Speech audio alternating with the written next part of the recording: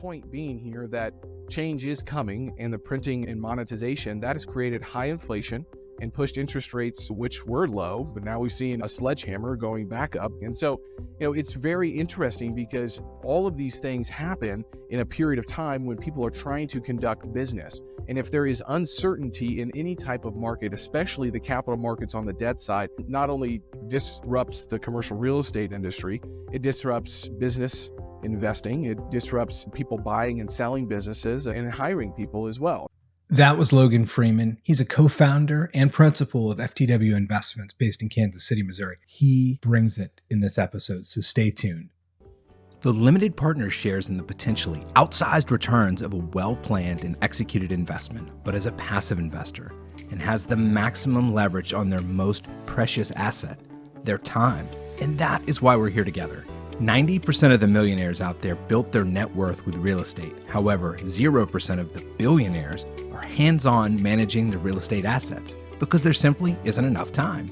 My name is Jake Wiley, and for the past 16 years, I've been investing in real estate, and I've learned a thing or two. But the most important lesson is how to leverage the expertise and time of others to maximize your investment potential. Welcome to the Limited Partner Podcast. All right, partners. This is your host again, Jake Wiley. I'm glad you're here. The recording of this show is early March of 2023. Literally just minutes ago, email just came through that the Fed is actually looking at raising rates again and possibly even more aggressively than they have in the past, which I think most of us out there were thinking, okay, we're going to start to maybe taper off or maybe hopefully taper back. And now we're actually looking at going in a different direction. So the market's in a really interesting place. And you as an investor, are probably thinking, what the heck should I do?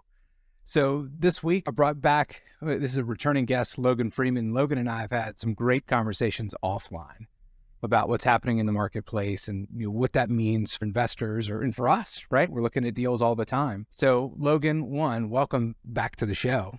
Great to be here, Jake. Thanks so much for having me again. Yeah, I think this is going to be, such a timely conversation. For those of my guests out there that maybe didn't catch your first show, I'd love to give you an opportunity to give a little bit of background on who you are. I'll hand it over to you. Yeah, so my background is I'm a Midwestern hay-throwing, country boy from Jefferson City, Missouri. My perspective in life was all about, when can you start working to earn money? And I had some early mentors, my mom being the main one that really just worked her tail off to provide for the family. So when I was 14 years old, I started throwing hay in hay fields in the hot summer sun. And I worked as a catering, at a catering business, doing dishes and sweeping floors. When I was 15, I started a Roth IRA. And I thought, man, I'm going to make it by being 30 years old and having all this money in the stock market. The other thing that really happened to me was I really identified as an athlete growing up. And that really had a big impact on my life. And was able to go to school on a scholarship to play football and had the opportunity to play very briefly in the NFL. And really a big realization kind of happened for me when I was cut from the Oakland Raiders. And I went back to school to finish my master's program. And I was like, okay, my undergrad, I didn't really learn all that much. And maybe I learned more about how to learn than anything. But at the end of the day, I was excited about this master's program to really help me get a grasp on business and what business is. And unfortunately, what I received was how to do regression analysis and statistics and chart of accounts for accounting. All good stuff if you're going into those fields. But I always had this longing of trying to understand what is truly business and how do you manufacture opportunity out of thin air. So I really gravitated towards marketing ideas and entrepreneurship and sales. And during this period of time, I had a job that I would drive an hour to, and I would listen to tapes and books and some podcasts. It was early on in the podcast world, but I did listen to some podcasts and my eyes kind of got open to a different way of thinking. And I also, throughout this period of time, lost 120 pounds in 6 months. So I was going through a physical transformation, but more importantly, a kind of a mental transformation. And when I basically read all of these books, I then had mentors that I kind of, went to and said, what do you think about all of these ideas? So I saw the ideas being complete at a theoretical level by reading, but then I saw them being applied at an effective level out in the marketplace. And so these folks would talk about multiple streams of income and business ownership and, real estate. And so that got me kind of interested. Moved to Kansas City and took a job at Jimmy John's as their youngest franchise consultant. 12 months in, I kind of said, hey, what's my trajectory here at the company? He said, well, you're the youngest guy here at the company, so you're going to have to put your time in. And so 2 weeks later, I was gone. I went to a startup company and with 2 people at the time and learned a lot and had some success and went on to work at a larger company. And 15 months in, I was fired. And when I was fired, I just had this another light bulb moment that all the books that I had read, all the things that I had been thinking about, it was time to go actually execute on those. And so coincidentally, a friend of mine had just landed a big $50 million fund as a client. And so I started to work as a vendor for a head of acquisitions for a fund here in Kansas City. And I got to learn the business of real estate and how to find deals and how to underwrite deals and how to estimate rehabs and get a deal closed and all of these things without using my own money, which was fantastic. And when I was done with the fund, I sat down with the sponsors of that and just kind of asked, where did the money come from? And that's when they said, we syndicated the equity. Well, you might as well have been talking to a 2-year-old. I had no idea what that meant at the time. And so I went back on the educational journey, decided that was the business model that I wanted to kind of set up and figure that out, but for multifamily and commercial. And so throughout that journey, it was about 2.5, 3 years of learning those asset classes, doing brokerage in that industry. I started to purchase my own properties and then quickly ran out of knowledge and experience and time and capital. And so I found some business partners in 2018, and we have started FTW Investments, which is an owner-operated private equity company that specializes in Midwest multifamily projects, but we've really been stepping into the commercial space. I think we have close to 500,000 square feet of commercial space across neighborhood retail shopping centers, flex industrial, and office now, and we're in 4 states. And so what I've done now is try to surround myself with individuals that have other talents that I don't necessarily have and be able to leverage kind of what I call my brilliance, which is working in my own sweet spot and then understanding how to leverage that to then go bring value to our investors and our employees. And so, we have about 25 to 27 employees now here in Kansas City, and we're continuing to try to navigate today's choppy, investing climate and making sure that we're staying ahead of the game and not looking through the rearview mirror, but trying to look through the windshield. And the only way that I know how to do that is by really having conversations with property owners, with investors, with brokers, and everybody else that's kind of acting in this industry. And that's what helps us kind of stay at least attuned to what's going on and keep our thumb on the ideas that we need to be executing on, Jake. Well, I love your story. And, the one thing that kept kind of resonating in my mind is you kind of told a slightly different story this time, but it's always about transition, right? And you've been somebody that's consistently through and thriving on transition. What's exciting about that to me is that we're in a period of transition now. With the market that you kind of started in 2018, you didn't know it at the time, but you probably couldn't have screwed it up. Now we're in a place where it's not going to be hard to make mistakes or look at things incorrectly. So I'd love to get your thoughts on what should we be looking at now? Where are we in the market? How do you see it?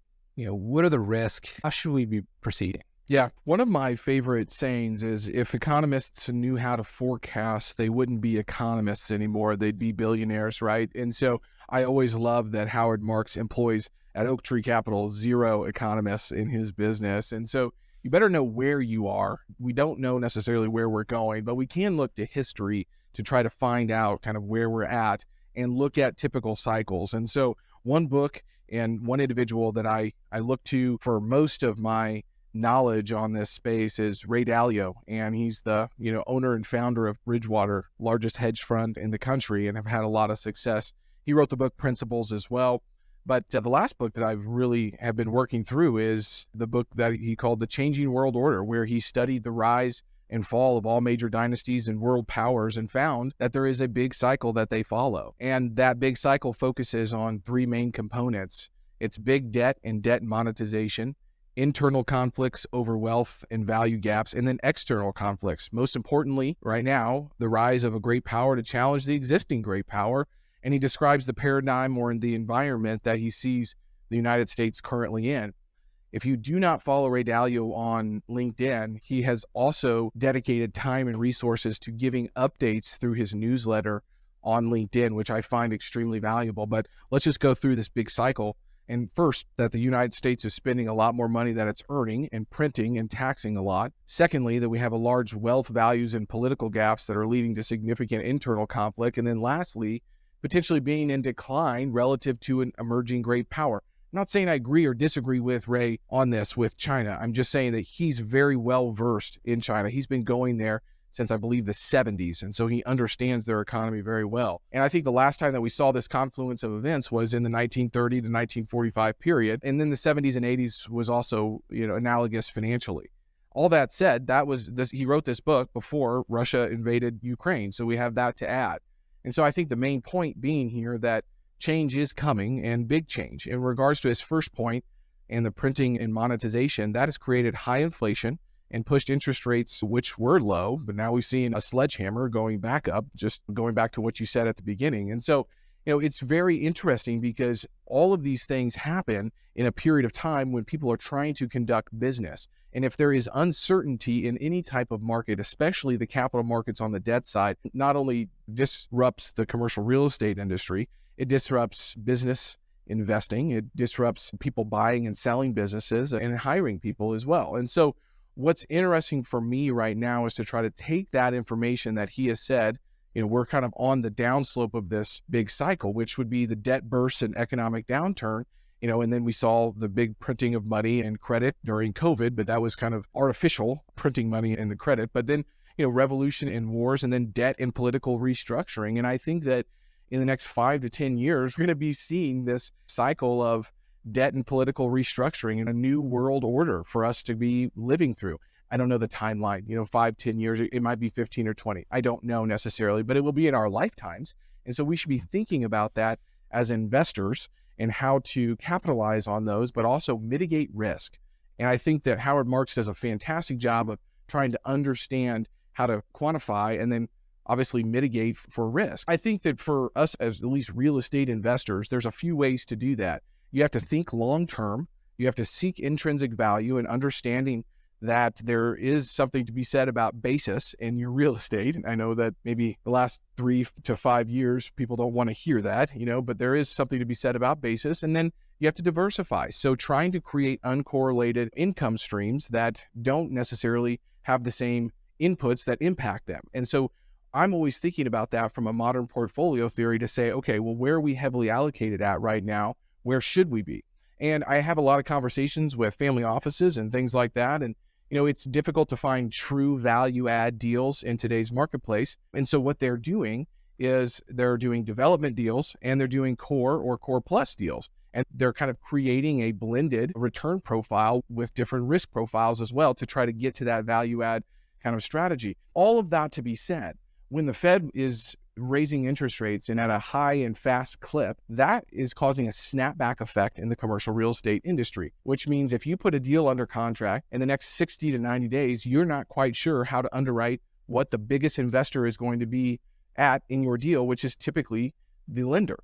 And so that creates a lot of dislocation. And so now we're kind of in this period of time where there's price discovery going on, and it takes a few trailblazers to really figure out, what pricing should and can be. And that takes time for sellers to really basically understand that, hey, maybe the last 2 years I missed my mark, but we're still at historically high commercial real estate prices. If you track the Green Street Price Property Index back in 2019, we were somewhere around 134, and that just takes all commercial real estate prices and puts them into an indices. Well, then we dropped down when COVID happened from March and April to October and November of that year. There was a big decline to about 122. Well, that was a good buying opportunity if you could secure debt and you could secure equity. And then what happened was when the Fed started to lower interest rates and almost made them negative and started to give people money, those commercial real estate prices jumped all the way up to 165. Well, what has happened the last 12 months is we have dropped back down to pre-COVID levels, about 133, 134. So commercial real estate prices year over year are down 15%. We're still at historically high levels. But what's different? Well, we have high inflation, and our interest rates for the loans that we're putting on these properties are 350 to 450 basis points higher. And so that is the reason that we're seeing the standstill that we are in commercial real estate. What opportunities are you able to find in those? Well, you have less competition because a lot of people are what they call pencils down, and so they're not underwriting deals. So if you still have relationships and you can still go talk to sellers and basically walk them through the same kind of mental model, or at least process that I just described here on the podcast, you can still strike deals that make sense if you can find reasonable sellers. And so that's a big opportunity for us because we are able to leverage one of the pieces of our intellectual capital model, which is relational capital. And that's extremely important as sponsors for us to be able to say to investors, look, there's a lot of talking out there. There's a lot of headlines. You're seeing a lot of different things, but the fundamentals of certain real estate are still very strong. And I still feel very good about that. But you need to find uniquely good deals that aren't highly marketed and don't have a lot of competition. And so that just takes the blue ocean and really puts it down into the pond in the back of your backyard. So we've got a lot of rocks to uncover. We have to underwrite a lot of deals. We have to talk to a lot more people, and we have to have a lot more offers going out, but we're still finding some of these opportunities. And so the risk that we are thinking about is, okay, if we do see one of these big cycles happen and we don't feel comfortable about either the population to be able to pay rent or the businesses to be able to pay rent in the buildings, then what are we going to do? And so that becomes the basis question, because if you buy a property and you have to have very high rental rates for you to be able to service your debt and to be able to make the deal work, then it's difficult to do when people aren't willing to pay. But if you have a great basis and you're able to understand the intrinsic value of the cash flows that are currently there, and you don't have to go get top of the market rents, even if that space comes up, if you bought right in the right location, it's still highly desired and there's still opportunities for that. People still need a place to live. Businesses still need places to work. The riches are in the niches. Each asset class within commercial real estate has its own headwinds and tailwinds that you need to be thinking about. And then also the geographic location also has a big impact right now as well. I think we're seeing a lot of people and businesses move to business-friendly states and tax-friendly states, and I don't think that's going to stop anytime soon. I have a lot of investors and a lot of people I speak to on a regular basis out on the West Coast, and if they're in the technology industry, they're a little bit more risk averse right now because they're not sure if they're going to have a job. And I understand that. So all of those things combined kind of create this opportunity because there's less competition, but you also need to be more conservative and you need to really leverage on the relationships that you have. And it kind of goes back to the mental model that Buffett and Munger always talk about, which is what is your circle of competence? And right now it's a really good time to stay in that circle. That was a ton of great information. And, I've maybe for the past handful of episodes, it's really been a focus on that there are opportunities out there and there'll always be opportunities.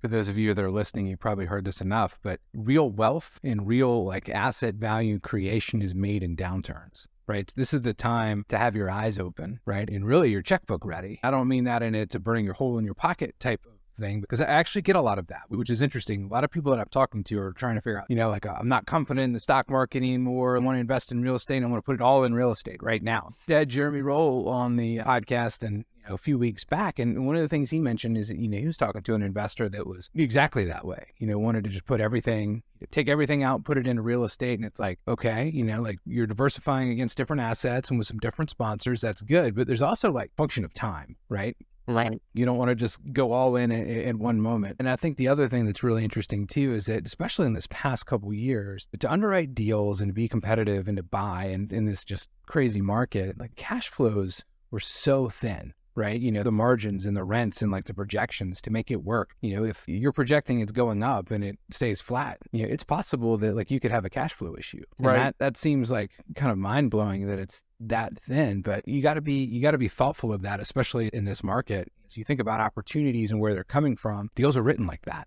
Right? They were anticipating, we had crazy double-digit growth, for the past few years and, 20-25% rent growth in some markets and even higher. That didn't persist, right? And we're actually seeing rent going down. Those deals are written last year, right? There's probably going to be some distress. And I think to your point about what's your circle of confidence and who are you working with in the marketplace, there's going to be some deals that have to be retraded that were made in the past couple of years. And some folks may take it on the chin, but there is an opportunity to buy. But I guess what is your advice for, our less limited partners out there that are looking to put money to work? What's your advice? How do we go about that in this market? I know Jeremy Roll very well and have interviewed him multiple times. And I would say it's time in the market in regards to real estate, but there are times and we talked about this before, when everyone is zigging, people say you need to zag. Well, there might be a reason that everybody's zigging, but there is so much capital that is out there on the sidelines that is just waiting.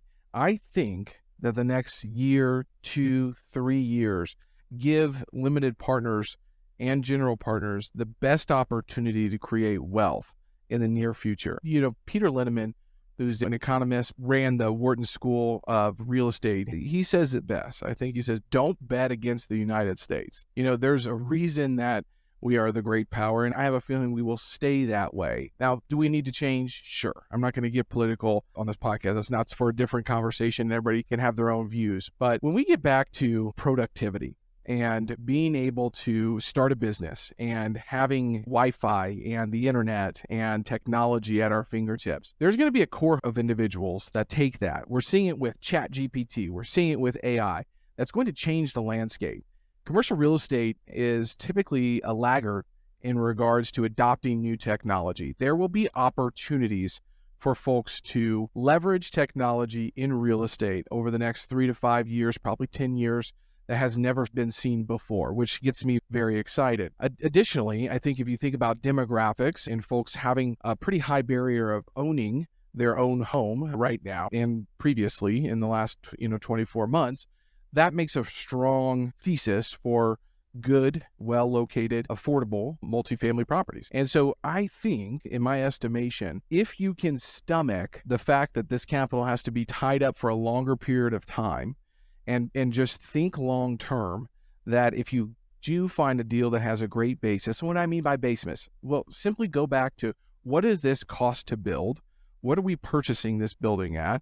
And look at the difference between those. There was a lot of deals that made a lot more sense to build over the last 24 months than it did to buy a value-add deal when the return on cost and the yield were very similar. And so I think that if you think through that and you really feel comfortable about the location and the basis of your property, it's a good time to find those opportunities. I would not advise somebody just to sell everything in the stock market and go in right now. I don't advise people to do that anytime. Always think about portfolio allocation. And if you have thoughts or want to get pointed in the right direction, Tiger 21 is a great place for folks to go see what the wealthiest of the wealthy are investing in and what their allocations are. They put those out on a quarterly basis. It's a phenomenal tool to utilize to your advantage. But I think that being scared or being fearful is not the right answer, because if you read the changing world order, you may be scared because there's just a lot of cycles that can happen. But if you ask any guys or gals that have been in real estate or been investing for the last 30 or 40 years,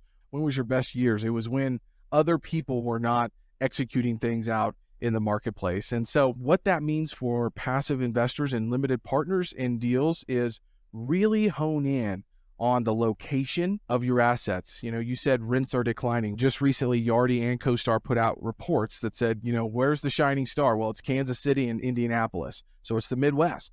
We're actually positive and we're leading the markets in rent growth right now. Why? Well, it's still affordable here and we didn't have as much supply as some of these other markets. Those are things to be thinking about as location-wise. And then I would say this too, I think that understanding the capital structure for each of these deals is very important. You mentioned that the margins were very thin on a lot of these deals. Well, part of that is because of basis, but part of that is because a lot of people use bridge debt, which is floating rate debt, to highly lever an already thin deal to make the returns look good for limited partners. I'd be highly, advantageous, I think, for individuals to be thinking about fixed rate debt at a good clip, because sellers will refirm their kind of prices in their minds. And so you just don't want to be in a deal that you have to sell because of the debt service. I mean, that's the reason that these rescue capital companies are being formed. They're just getting ready for a wave of deals that need to be restructured. And it's already happening on the office side. Just look at Blackstone, one of the largest real estate owners in the United States, just defaulted on, I don't remember the size of the loan, but it was massive, so it's happening in the office sector. Does it happen in multifamily? Maybe, but it could be fragmented because of the debt structure that was put on the deals. Industrial, doubtful, because we still have a big supply-demand imbalance. Neighborhood retail shopping centers seem to be performing really well. Big box retail is getting a kind of a reshift. Those spaces are being, repurposed Same with kind of regional malls in certain locations. Self-storage seems to be doing well. Like I mentioned before, each asset class has its own story that you have to really understand. And I would really hone in on that because that's extremely important. Last thing I would say is you need positive leverage right now in a lot of ways. That means prioritizing cash flow and not banking on a lot of appreciation, because if we are on a down cycle and you are hoping to get into real estate and the prices are just going to go up, I can't tell you that's going to happen, especially if Dalio is talking about the changing world order and the Fed is continually to raise interest rates. So prioritize cash flow, get fixed rate debt, understand the location, and understand the ability for the tenants or the businesses in those buildings, what their businesses are, and if they can continue to pay even during maybe a recession or something like that. That's my feedback. And I think that it's probably very similar to a lot of folks, but and again, that's complete at the theoretical level, but it's not necessarily always applied at the effective level. And so you really have to be, or effective at the applied level. And so you really have to be focused on seeing that and understanding that. And that's how I'm looking at deals. For example, last year looked at 3,000 opportunities and we were able to purchase 5. That's 0.87% of the deals that we looked at, we performed on. And so I'm not sure what that conversion rate might be this year. We are getting closer on prices. So I know sellers are coming down a little bit, but I'm not willing to take a bunch of risk on the acquisition, knowing that we're going to have some headwinds going into the future here. So I think it's just conservative. And I love one of my podcast guests recently said, I'm focused on the 3 Ps. That's being picky, prudent, and patient. I'll just leave it at this. One of my mentors said, real estate deals are like the bus. There's a new one every 15 minutes. So don't get in a rush. I love exactly what you're saying there. And for those of you that are out there that here on the Limited Partner Podcast, I really focus on what I call like the MSA model, right? So I pick 3 letters too, and it's the market, it's the sponsor, and it's the asset. And you don't have to be experts on all of them, right? I think that's where it can get overwhelming is that you're like, oh my God, I got to look at 50 states and 30 cities between all the states, right, and then pick something. And then it's like, oh, I got to pick my sponsor. There's a million sponsors out there, and then there's assets. And really, I think to a certain degree, you can pick one and start there, right? And say like, I'm really focused. Like I only want to invest in my area. I want to see these places. So I live in Charleston. Fine. Pick Charleston. Then, your sponsors are going to be limited that are investing in Charleston, right? And then like that's your asset, maybe then you say, okay, well, I feel really good about industrial. I see them building, and it's growing, and we've got this 2 ports over here. It's fantastic. It doesn't have to be hard, and it doesn't have to be overwhelming if you kind of pick something to focus on. And you could pick a market, right? You could pick, well, I'm really interested in self-storage, right? So then you're limited to sponsors that really focus on self-storage. And then you could say, okay, which markets are booming, right? And like there's reports out there that give it to you. So there are opportunities. You don't have to be an expert on everything. As a matter of fact, you shouldn't, right? And that's that when you want to put your money to work, like feel really good about one of those things. And I think the other 2 will kind of fall in line to a certain degree, as opposed to getting paralyzed by trying to figure out all of them, because it is overwhelming. Yeah, absolutely. Well said. Well, Logan, I know I've kept you a little longer than I promised you I would, but this has been a phenomenal conversation. And I really appreciate all your insights and really all the research you've done, to kind of understand where we're headed and how to position yourself. And I know that in the beginning of time, you really focused on multifamily, and you've grown out of that because you've seen the need to diversify. But is there anything else that you want to share, about like what you guys are doing, or you think is going to be prudent for investors kind of in this market to make this episode complete? Yeah, I would just say this, riches are in the niches, and the headlines don't tell all the stories. And so profits are made on the margins. And real estate is hyper local. And so what's happening in Charleston is a lot different than what's happening in Kansas City. And so understanding that and being willing. So Wayne Dyer always said, be open to everything and attached to nothing. Right now, get a lot of perspectives. Talk to people on both sides of the coin. And like Robert Kiyosaki says, maybe stand on the edge a little bit, and try to see both perspectives. And then formulate your own thesis, because that's what you need to be successful. If you formulate your own thesis, you then create decision filter criteria. Then, like you mentioned, it doesn't become so complex. So the second law of combat from Jocko Willink, which I am just a huge fan of all of his leadership books, is simple. Keep it simple. So if you can try to make something complex simple, that will allow you to feel comfortable knowing that you did the work that you wanted to do, and then you can show up with those decision criteria and stay away from things that might get you in trouble. And or you leverage other people that have done the same exact thing. And that is what helps us continue to grow our business And I think what our investors continue to look for us to is not only finding good real estate deals, but doing that exact mental model and exercise on a regular basis as this environment continues to change. Yeah, great advice. And as you were saying that, it really kind of resonated on keeping it simple too. Is like when it's simple and you understand what you're doing, you're not going to be freaked out by like changes in the market because things happen. That's exactly right. And like you can stay in and be like, oh, okay, yeah, we're going through a little bit of a dip, or like, leasing is down because it's summertime and people are moving. Like that stuff happens. But if you don't understand those things because your mind is in a million different places and you're trying to over optimize, you're going to make panicky decisions. And That's I think that, real estate is a long game, and like there is intrinsic value there, which is great. And, once you get comfortable with something, like you can invest and just kind of hang tight, right? And if you've invested in the stock market or you've got a 401k, like, you know what that feels like, right? Mostly you kind of have to sit there and just ride it, right? And like one day is bad and the next day, you look like a genius. But, when you get comfortable with an asset and you get comfortable with your investment, you can hang in there for the long term. And I think that's where the real value is here is, picking the right place. But Logan, thank you so much for being on the show. Always appreciate talking with you and the insights that you bring. Thanks for being here.